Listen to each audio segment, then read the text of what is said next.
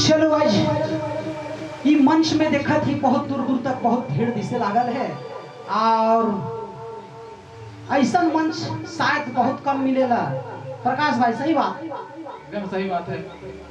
चलो प्रकाश भाई भी बोल देना कि सही बात है तो सही बात है, क्योंकि जितने दूर भी देखे लागल ही बहुत ज्यादा भीड़ बहुत दूर तक भीड़ दिसत है और इतना ज्यादा भीड़ में कलाकार मन के कार्यक्रम करे भी बहुत मजा आवेला।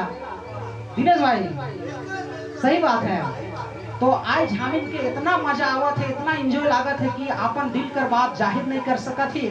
और ऐसा ऐसा कलाकार भी देखो, बड़ कलाकार तो बहुत है लेकिन छोटी सी प्यारी सी नन्ही सी कलाकार भी यहाँ मौजूद है और इनके परिचय करा थी कि इनका का नाम है।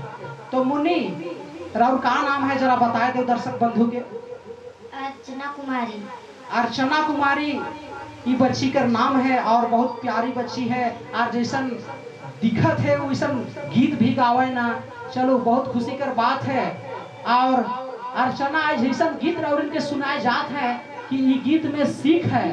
अब सीख है, अब सीख कर मतलब का चीज है हम राउरिन के बता थी कि बहुत बच्चा जब बड़ बढ़ जाए ना शादी ब्याह हो जाए तो माए बाप के भूल जाए ना, लेकिन संदेश देवत है ये छोटी सी बच्ची कि मम्मी पापा के नखे भूले उनके सेवा करे है।